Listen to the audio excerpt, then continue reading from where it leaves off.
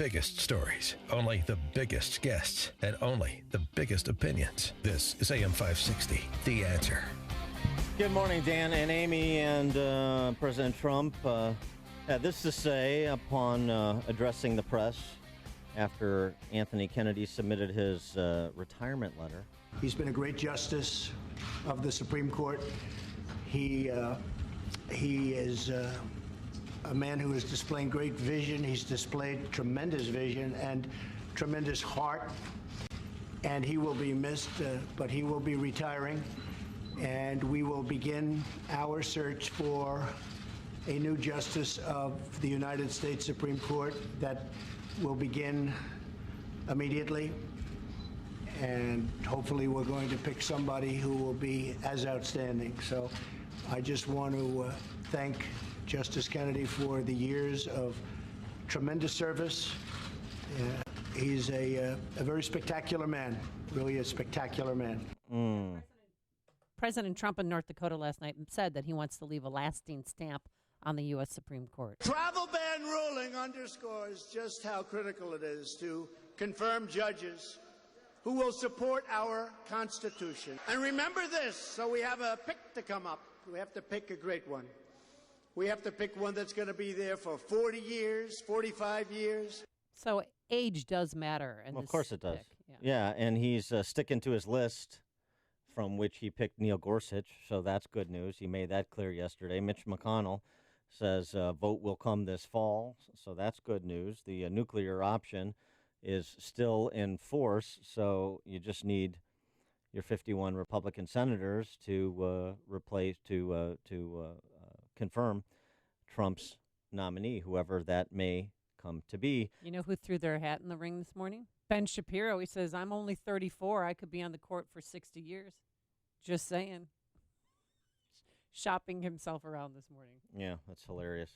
It is. For more on this topic, we're pleased to be joined by Randy Barnett, Georgetown law professor, author of Our Republican Constitution, Securing the Liberty and Sovereignty of We the People. Randy, thanks for joining us. Appreciate it.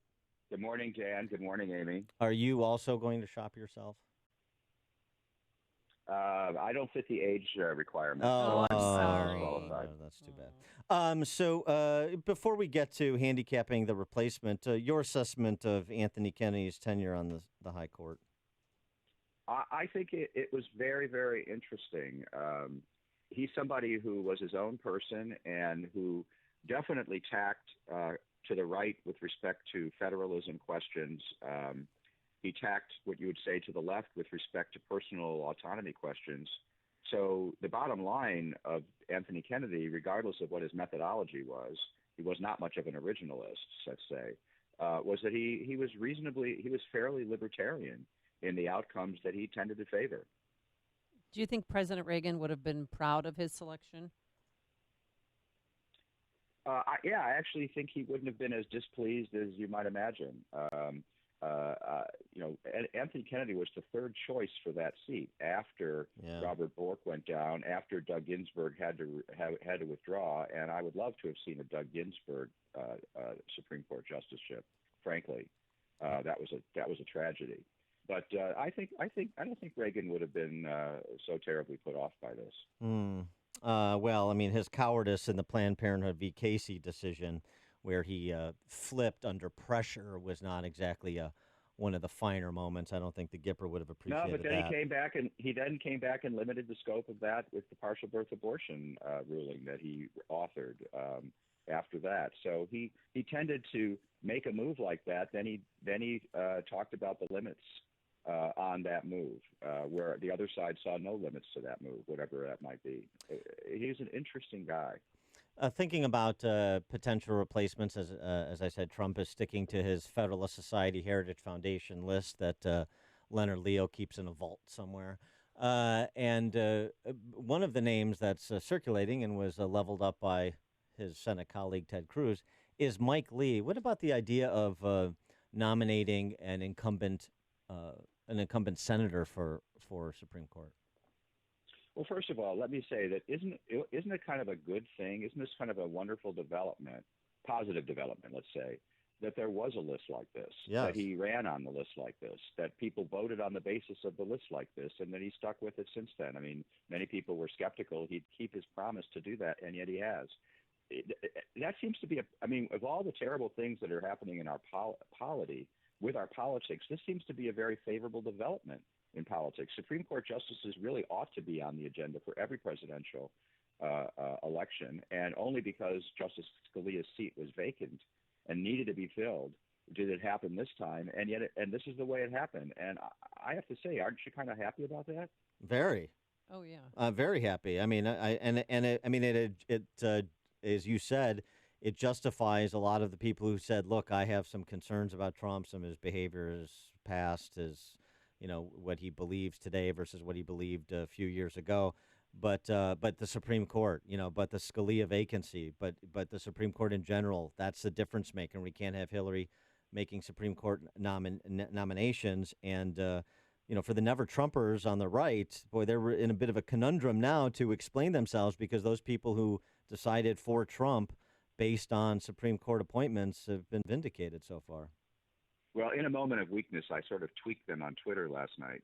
And got a predictable response, I suppose, and that is that they weren't prepared to sacrifice their soul, in the words of one of them, just to get a Supreme Court nominee or two, I guess. But I guess my point is that having a public list like this, whatever it is on the list, is kind of interesting, because normally this is a black box. Everybody starts raging with speculation. This person, that person, this person, that person. Nobody knows who's in. Nobody knows who's out. Everybody starts politicking and maneuvering. But we have a list, not a definitive list, but we have a definite list. And we can start debating the people whose names are on that list. And I think Mike Lee's names is on that list. Yeah. But it was just, the idea, not just Mike Lee potentially voting for himself, but just the idea of an incumbent senator, an elected official versus a judge. Do you place any weight in the distinction between the two, or just look at kind of suggest that we focus on the legal minds at bar? I think my recommendation has been, first and foremost, we need somebody who is a self-professed originalist who believes that the meaning of the Constitution should remain the same until it's properly changed by amendment.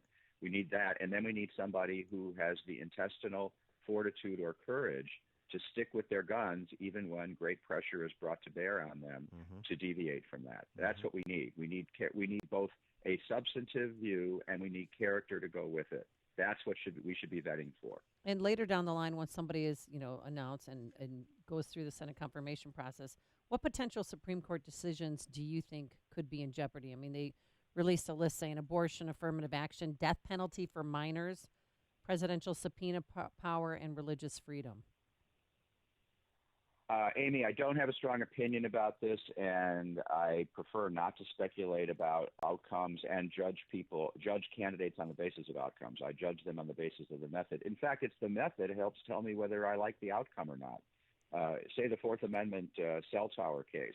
I'm very much on the privacy side of all of this issue and believe warrant requirements are necessary.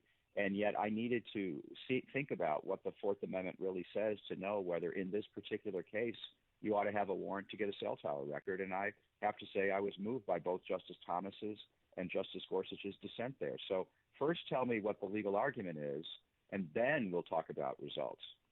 From some of the names on the list, including some who've had their profile raised recently, like Amy Baird from Notre Dame, now in the Seventh Circuit because of her back and forth with Dianne Feinstein about her Catholicism. Do you have any particular favorite? Like if you not in terms of handicapping it, but in terms of like, this is somebody that would fit my criteria. There's a lot of good names on this list, but this is, if I was President Trump, this is who I'd pick. Well, I'm going to stick with the practice I established last time, is I don't talk about any of the people on the list, pro or con. I will say that with respect to Justice Gorsuch, he was not somebody who I knew last time around. I had people who I trust told me to take a close look at him once he was on the short list, and my opinion of him rose really, really quickly and really, really high on the basis of what I found out after he was on the short list. I mean the short list, not the list of 25. And he certainly lived up to the high expectations I had for him by the time he was chosen. So I have an open mind about these folks. Many of the people on the list who I know I like very much. There's quite a few people on the list I don't know that well, and Justice Gorsuch was one of those people. Do you find it odd? I mean, it came down to Gorsuch and Hardiman, and so if he was your second choice, and now you have a second appointment, why wouldn't you just go with Hardiman? Well, you don't actually know if he was the second choice or not. People float alternatives in order to distract the press from the chosen person. And yeah, you're right. If that's true, that's true. But we don't know if that's true. And also, it's situational. It depends on, Right. You've already gotten one person on the court. This happens to have been a male. Do you want to go for a female this time, for example? So I'm not saying they do, but each pick is going to be different. All right, he is Randy Barnett, Georgetown law professor. His book, Our Republican Constitution, Securing the Liberty and Sovereignty of We, the People. Randy, thanks as always for joining us. Appreciate it. Thanks, Dan. Thanks, Amy. Thank you. And he joined us on our turnkey.pro answer line.